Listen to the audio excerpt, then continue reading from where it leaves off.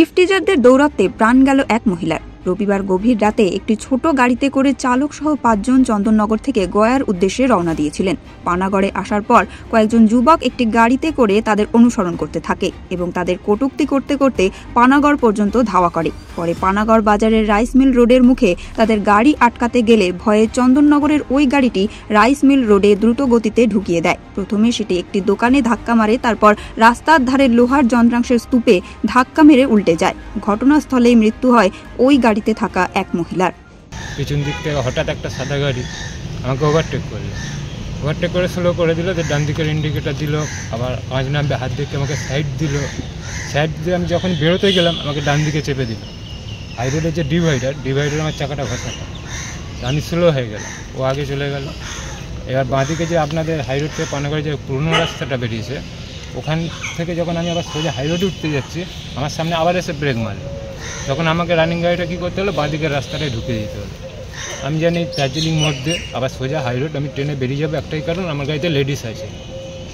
আমরা সবাই ভয় খেয়ে গেছিলাম, ভয়েরা কিডন্যাপার হতে পারে, ছিনতাইপাটি হতে পারে, আমাদের মেরে ফেলতে পারে। ওরা কী করলো, আবার আমাদের ব্যাক করে এসে পেছন দিক দিয়ে ওভারটেক করে এসে বাঁদিক দিয়ে নিজের ডান দিকের গেট দিয়ে মেরে গাড়িটাকে পাল্টি করে দেয়।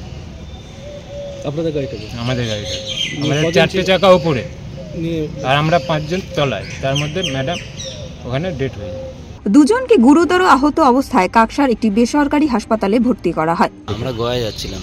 কোথা থেকে? আমরা চন্দননগর থেকে যাচ্ছি। গাড়িতে কতজন ছিল? এবার গাড়িতে যারা উপস্থিত ছিল তারা অ্যাপ্রক্স বলতে পারবে, কারণ আমরা ট্রেনে ছিলাম। আমরা ট্রেন থেকে খবরটা পেয়ে এখানে এসেছি ইমিডিয়েটলি।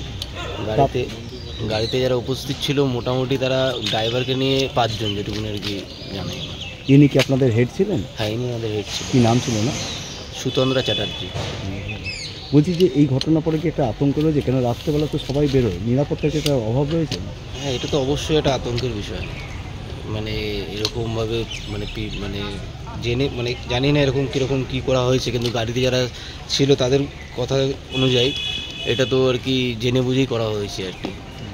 কী উদ্দেশ্য ছিল মনে হচ্ছে? যে কোনো ইফটিজিং না কোনো ছিনতাই? কোনো উদ্দেশ্য তো প্রপারলি এই মুহূর্তে তাদেরকে না ধরা অবধি বলা যাবে না, কারণ তাদের কি মাথায় উদ্দেশ্য ছিল সেটা তো আমরা কেউই আইডিয়া করে বলতে পারবো না। পুলিশ দুটি গাড়িকে আটক করার পাশাপাশি দেহ উদ্ধার করে মহকুমা হাসপাতালে ময়না তদন্তের জন্য পাঠায়। অন্যদিকে যারা কটূক্তি করেছিল তাদের সন্ধান চালাচ্ছে পুলিশ। দুর্গাপুর থেকে সন্তোষ মণ্ডলের রিপোর্ট, ওঙ্কার বাংলা।